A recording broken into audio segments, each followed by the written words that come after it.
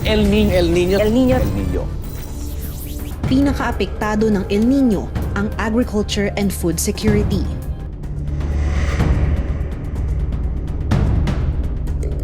Kung muinit na gani siya og mga tulo ka bulan, patio na jud mi diha og kalisod.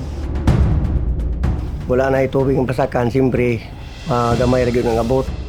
Abot yun po ng panahon nga umikan sa climate change, ang mga patirsid na to, anak kay mga kahoy. Ang mga mag-uma din, labi na sa mga rice farmers, mag-ilog, away sa tubig. Pait yung kayo, ultimo, ikuha mo, CR, lisod. Pati lisura. Oh, mga tanom nangamatay na, naman yung kuhag tubig yun. Salamat gani ko kag ingon nila nga na Project Lawa, ako, si Presidente, dawat ko tanang bisig unsang project gobyerno. Ang Project Lawa o Local Adaptation to Water Access, ang tumong niini paghatag og alibyo labi na sa komunidad nga naka-experience og drought and water scarcity caused by El Nino. Naatay partners sa pag-implement sa Project Lawa, mao ang Department of Social Welfare and Development, Department of Agriculture, United Nations World Food Program, and the local government units. Ang DSWD, mao ang nag-provide sa budget allocation for the Cash for Work and Cash for Training for Project Lawa. At the same time, kinipod ang nagahatag og orientation para sa kung unsa ang Project Lawa. Second, ang DA, Department of Agriculture, mao ang in charge for the technical assistance and technical aspect of the Project Lawa implementation. Third is the United Nations World Food Program, mao ang atong partner sa assessment. At the same time, nag-provide po sila og mga tools sa paghimo sa ato ang small farm reservoirs. Ikaupat, ang local government units, mao ang katuwang ni DSWD sa pag-monitor, sa pag-implement, and the identification of beneficiaries sa ato ang Project Lawa implementation.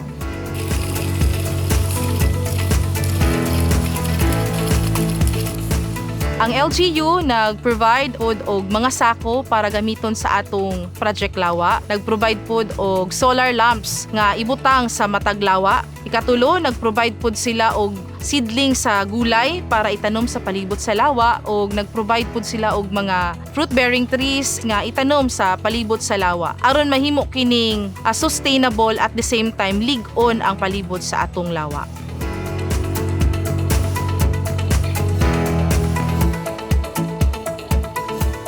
Ang pinakauna na to requirement is dapat na tay una is natay service area. Kani is dapat duol siya or adjacent, tapos nasa area na ipahiram para sa pagkalot o kasagaran na sa mga 500 square meter ang atong ginapangayo sa mga beneficiary nato. Makita nato na napo yung mga laing source natong pwede makuhaan, like kung na mga tubod para di siya mausik, kung nabay siya mga laing source, mga creek, so kana ginatanaw nato na siya, feasible yun ang isa ka area.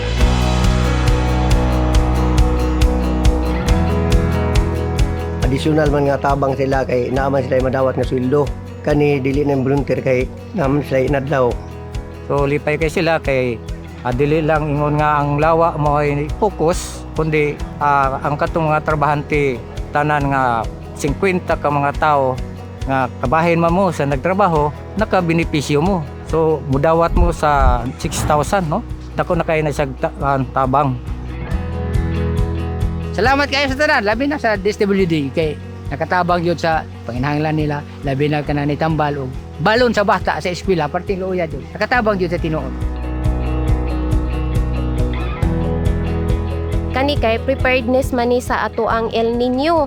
Although kani nga volume sa tubig nga mga 800 cubic meter lang man ni siya, ang matubigan ani is 1/2 hectare lang siya. Pero sa 1/2 hectare dili man gyud tanan gyud ang iyahang kuhaon pod na nga amount, kay pwede pa man ni siya mo balhin, dili man ni siya nga perminti lang gyud siya mo patubig diha, mo transfer naman pod og lain. So daghan jud ang maka-beneficiary ani.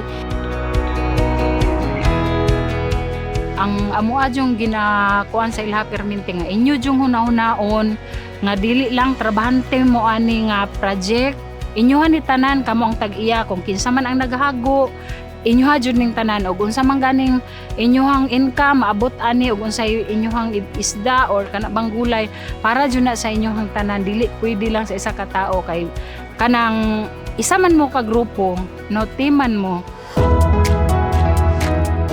usa na pinaka-primary gyud na achievement nato is nagamit siya sa atong mga service area. Kung asa ang mga palayan nato na gamitan gyud og sa tubig.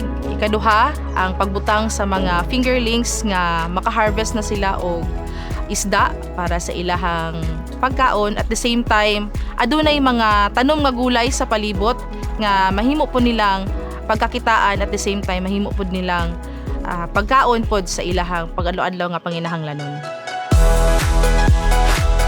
Sa ngalan sa atong Regional Director, Attorney Vanessa Gokong, buot na ako ipaabot ang akong kasing-kasing nga pahalipay o sa tanang benepisyaryo ni ining talagsaong proyekto. No, kamo na ang mag-manage, kamo na ang mag-maintain ani nga Project Lawa. Kini nga project, ako na kung advance kayo kay nabaw na El Nino, layo pa kayo gi-prepare na implementar na bago pa yung El Nino. Kung tama nga na untang project. Kay para tinuod yun na impact, katabang yun sa targeted nga population o targeted nga sektor sa mga tao. Ato namin tinon. Tanan tanan na narbaho din na sila sense of ownership, suko kung ganun sila labay-labayan hugaw-gawan, ay daot na daot. Ganina nagsabot-sabot mi nga kani siyempre dili kay ako lang magtanaw, kung dili apil pa sila. Amo jud siyang i-maintain. Walay putol nga mga pagtinabangay tungod kay dako kayo ni siya impact sa atuang palibot. Kung naay pagtinabangay, ato agyong ma-implement og tarong ug makita gyud sa komunidad nga adunay gyud gobyerno nga nagpalangga kanila.